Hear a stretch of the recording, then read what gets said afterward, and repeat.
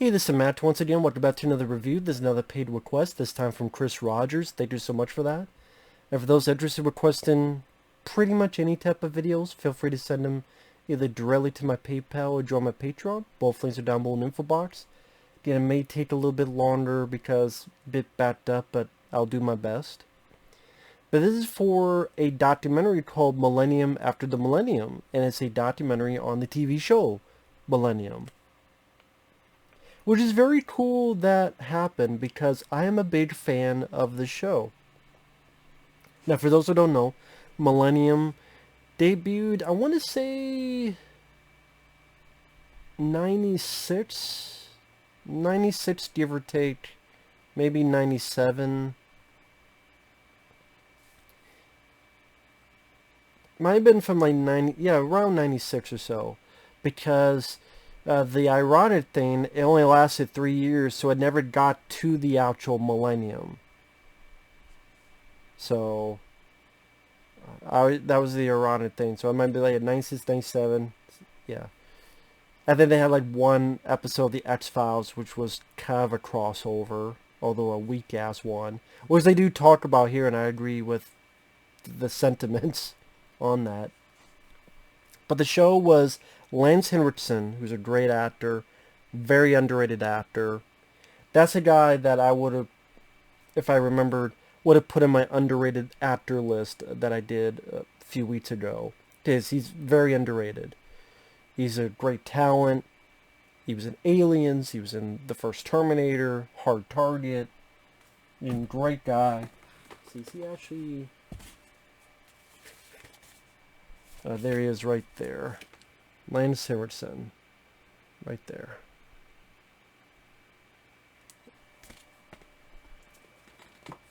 He got the star as the good guy. He was Frank Black, who he wasn't psychic, at least not in the first season, but he had good intuition, kind of like a Sherlock Holmes type, where with his intuition he could gather how the killer thinks, what the killer was doing, and it seemed as if he was in the mind of a killer.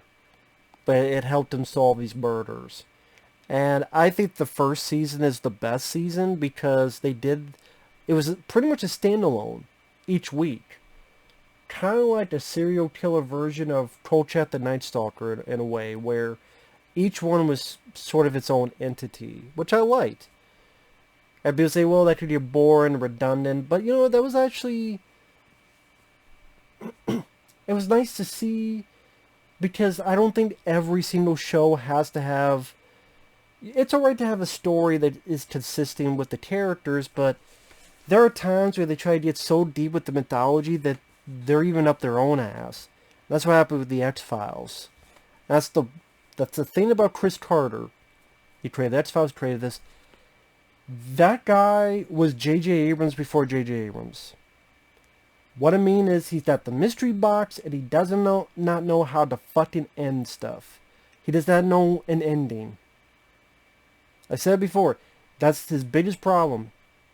You look at the mythology of the X-Files, I dare anyone to take a chart, just the mythology episodes, and detail a consistent narrative of the mythology that makes any lick of fucking sense.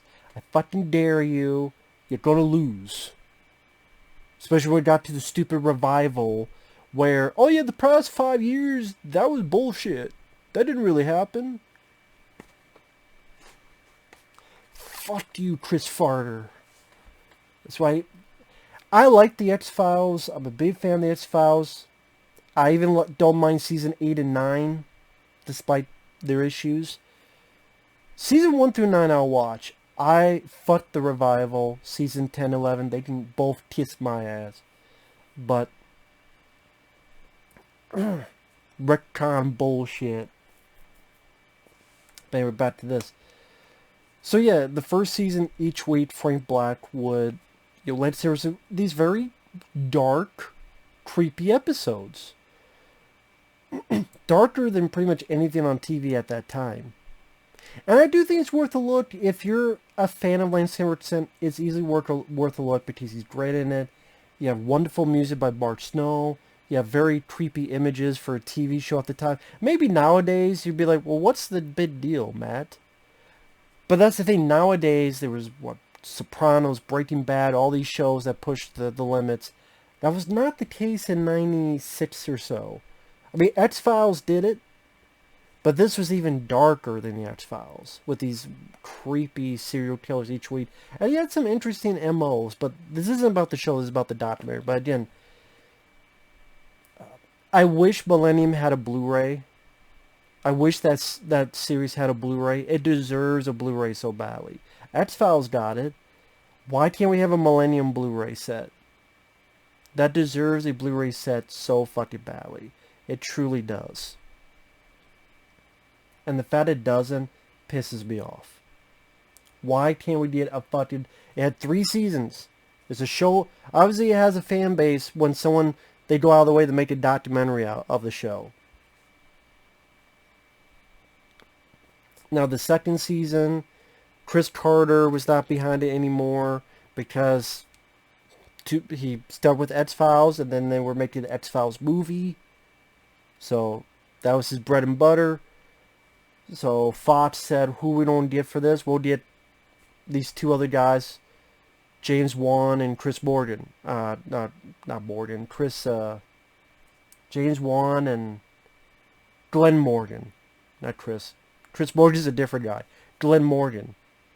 Which they had worked on X-Files episode. In fact, James Wan would direct Final Destination. And Glenn Morgan would direct a couple movies, including... what was it? I think the 2006 remake of Black Christmas and Willard. Willard with Crispin Glover. Which was actually pretty decent. But they went into season 2, and season 2 pretty much tried to be more like the X-Files. More supernatural. And then season 3, they went and kind of like back to season 1, but a mix of season 2. See, that was the issue with Millennium. It had no consistent vision because different people kept trying to make it a different thing. And I still like the show. I think the first season is the best and most consistent, but season 2 and season 3 has quite a bit of episodes that are good. But it could have been better if there was a more consistent vision. But the documentary, I thought was pretty decent because of the people that got involved. Chris Carter, Lance Henriksen, which was great. Megan Gallagher, who played Lance Henriksen's wife. Sadly, no Terry O'Quinn, who's rather good on a show. It's too bad they could not get him for an interview.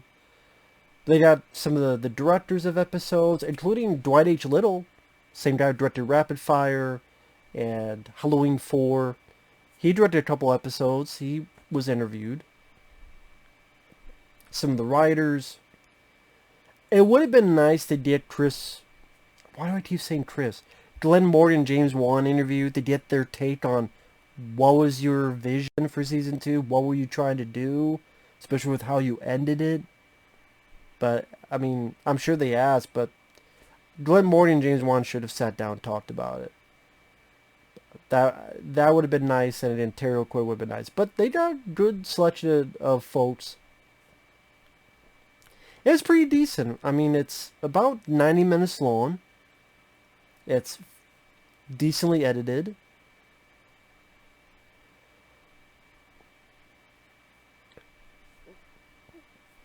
Chris Carter tells about how he came up with the concept, how Fox wanted him to have a second show because of the success of the X-Files. And his original concept, there was in season 3 an episode called Irresistible, where there's this really creepy killer. Okay, what about the profiling of killers, and maybe this tortured FBI who was able to see evil, and the guy he wanted was Lance Henriksen. And Lance got the script, and his agent said, just read it. Oh wow, this is a good movie. Actually, it's a pilot for a TV show. And Lance said, you know, this is pretty dark. It'll work as a movie, but as a series, where's the light in this? And Chris Carter says the Yellow House. The Yellow House being that's where Lance Henriksen's character, his wife, and his daughter live, and that's his safe haven. And again, what the best part of the documentary is the best part of the show. It's Lance. Hearing Lance talk, he's very proud of the show. He loved playing the character. He would love to play the character again. But I'd rather get the show on Blu-ray. I don't want to see a revival. Number one, because X-Files revival was such dog shit. Both 10 and 11, both those seasons sucked ass. Two, some of the writers saying, I want to see Frank in our political landscape. I'm like, no, man. I'm glad it won't come back because political, I don't want to see political. If they brought it back, it'd be just a bunch of political shit. Something about Trump. So I'm glad it didn't come back. It's more like these writers, especially these two ladies, is like, well, what we would do, well, first they say, I want to see Frank in our political landscape. And then they go, well, I do the Jordan Black show. I would do it about his daughter. And she has the same gift as her dad. I'm like, oh my God. So in other words, you want to do a remake, but a gender swap. Only this case is not Frank, it's his daughter. But she's doing the same stuff. Wow, that's original. That must have taken you a couple hours to think of. Ma'ams. I'm glad it didn't come back, if that's the case. I was never going to anyway, because no one really talks about Millennium. If you think about it, who the fuck talks about Millennium? No one on YouTube talks about Millennium. No one anywhere talks about Millennium. That's why it's a very underrated show. I would put it there at the top 10 underrated shows. I mean, he got 3 seasons, but it still doesn't get the respect. Put it out on Blu-ray.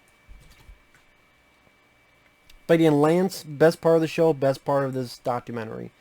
Whenever he showed up, it was a pleasure to listen to. Just I'm a big fan of the guy, and it just is. You tell how much he loved. It was hard work, and it was tough, but you could tell he was very proud of the show. And again, this was dark at the time. In the pilot, the pilot had a guy have his mouth sewn shut and found underground in a coffin. And like his mouth and I think his eyes were sewn fucking shut. I liked hearing about, the visions with Lance Henriksen. They were done 16mm. They have a different look. About how Fox was really in it for it at first. But then by episode 4, they're like, this is too bleak. I'm like, can you get some humor into this? But this is the show. You don't want to sanitize it.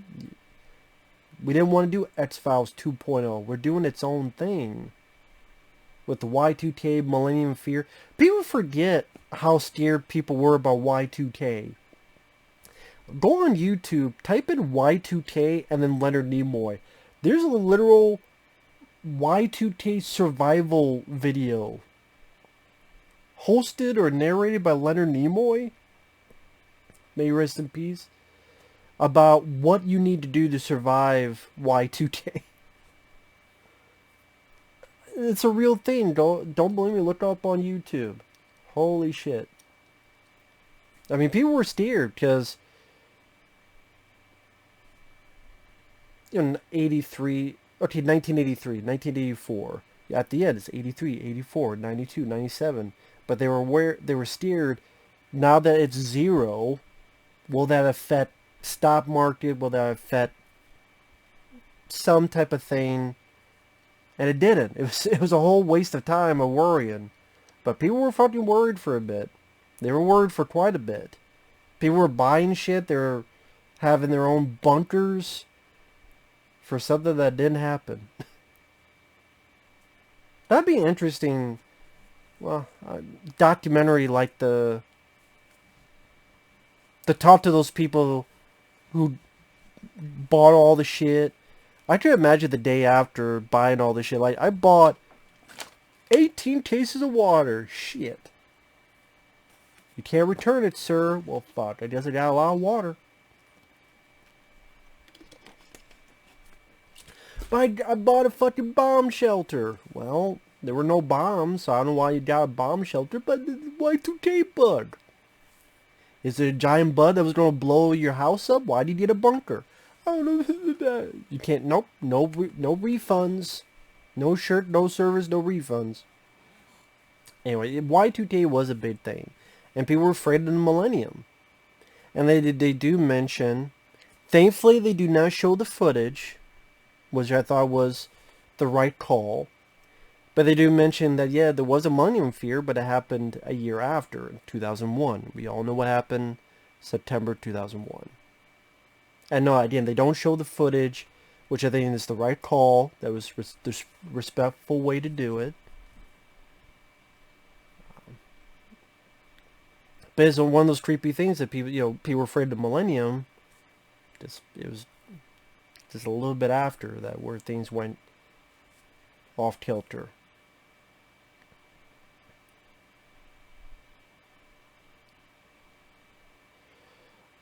So the first season ended, the X-Files movie is happening and such, so Chris Carter could not be hands-on. Someone, I forget who, said, oh, well, this opened the door to the supernatural. I think that was the right decision.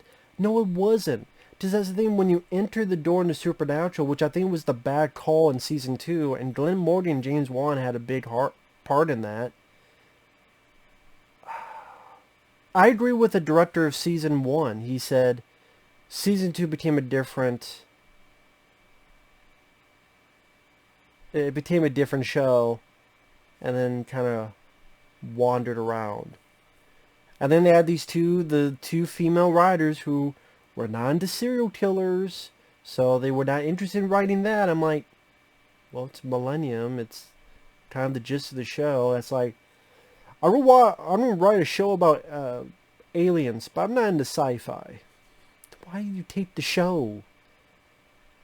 So instead they get more into mythology, more into this Millennium group, which Lance Henriksen worked with, and Terry O'Quinn, an actor from The Stepfather, many others. He was actually in the X-Files movie, actually, as a different character, which is then weird because Terry O'Quinn, he's a guy that got blown up at the beginning of the X-Files movie, but then a year or two later you have a crossover with Millennium.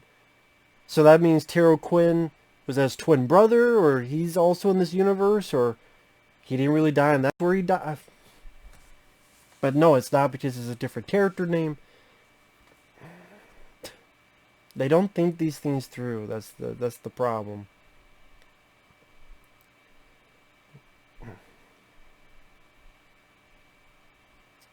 And then pretty much it's, talk about certain episodes. They don't talk about every episode, which I guess, that'd be a bit hard to do. They talk about, like, certain episodes. Like, the one that I didn't mind in season 2, I'm glad they talked about, was there's a killer that is showing the killing on a website.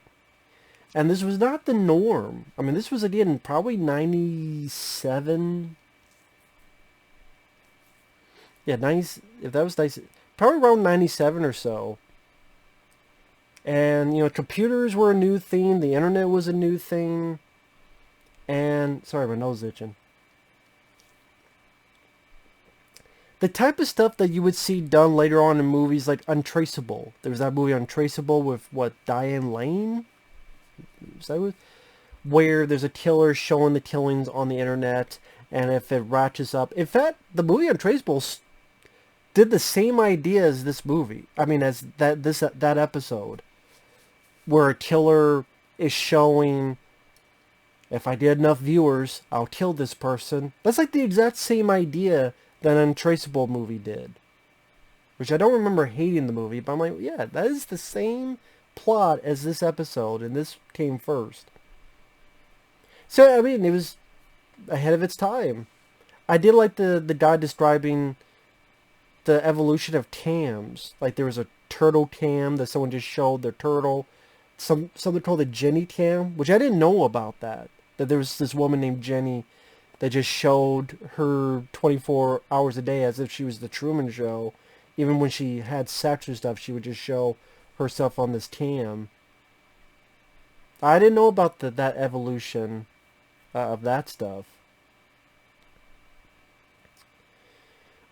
And Lance is pretty fun in this documentary. There's this very goofy episode where you had these devils at a donut shop talking, and Lance Henriksen, he's asked about that. It's like, you're talking about that episode?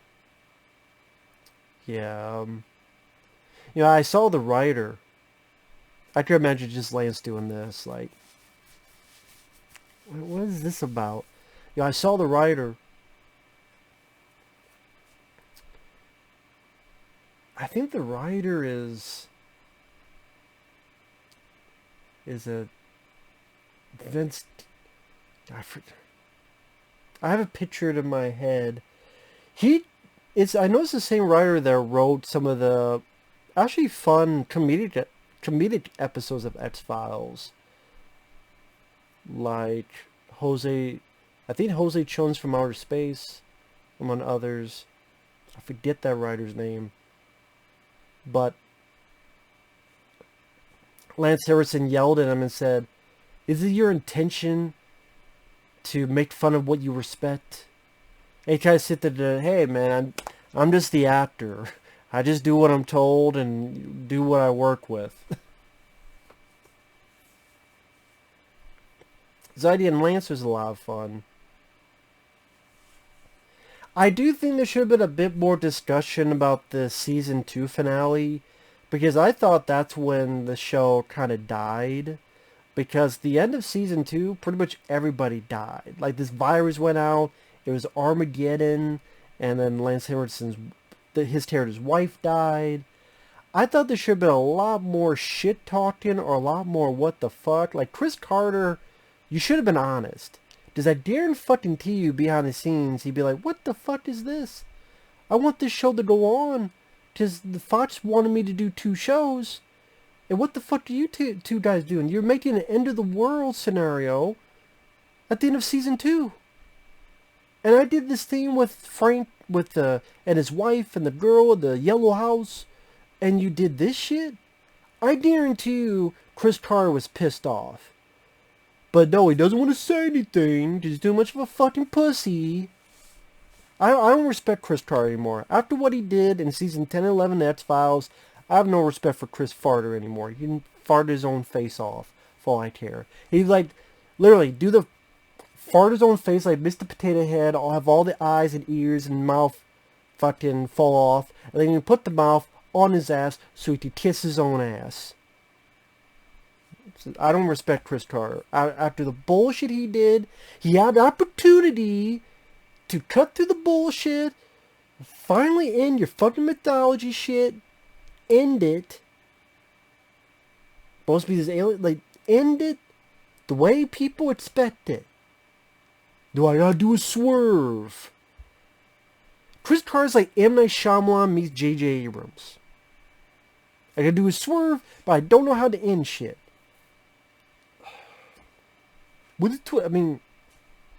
Anyway, go off tangent. I'm like, Chris, be honest. You knew this was horse shit, and you think it's horse shit. Just even when they start talking about season 3, Chris Carter's like, "Okay, the X-Files movie's done," and I had a look at what was done, because Chris Carter was not paying attention because he was too busy doing X-Files and then the X-Files movie and all that jazz. Pretty much he knew this was horseshit, but he can't fucking say it because no one wants to be fucking honest. Come on now.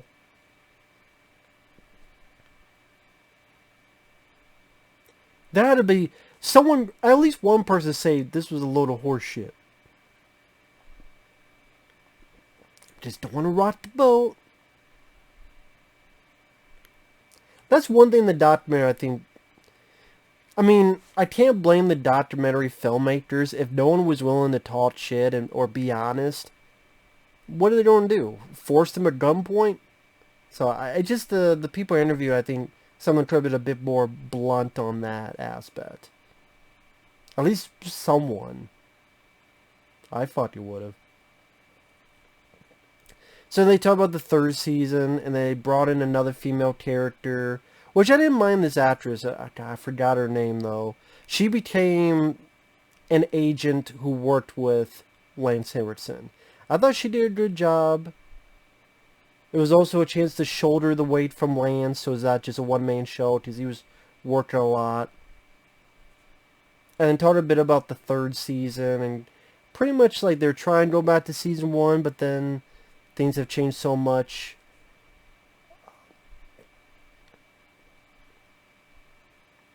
That whole season 2, season 3 transition, there should have been a lot more talk. To season 3, they kind of just brush over the fact that, well, no, it wasn't Armageddon. It was just this one part of, all that was said about was one guy goes, well, maybe we should have gone with the apocalyptic. And I'm like, no, it's stupid. That's not the show anymore. That's not what the show was supposed to be. But I like the actress who played Lance Henriksen's partner in the third season. She seems like a nice lady. She did a good job. You could tell that she wanted to keep the show going. They also talk about how Fox, during the third season, they wanted to bring in Kiss for an episode, and they did. See, it's the band. Which I kind of agree with the one guy, I forget his name, saying that they were kind of a dusty rock band. Kiss, I mean, I like Kiss, but even at 90... That would have been, what, 98? Yeah, probably about 98. You know, Kiss was kind of past his expiration date. Oh, we'll go the kids in with Kiss. I still remember that being a fun episode, to be fair. Because I like Kiss, but it's like, you know, we're going to get the titties in with Kiss. I'm like, okay. I don't know how much that worked. But I did like it. And then Chris Carter pretty much saying that he thinks he's to blame why I did not get a season 4. Because he had another show called Harsh Realm. And they're like, well, we can't have all of these shows. One supplanted the other. Okay, Millennium's not the ratings juggernaut we wanted. It's not X-Files 2.0 in terms of ratings. Maybe Harsh Realm will be it. Let's take the chance. And no, Harsh Realm did worse. Way worse.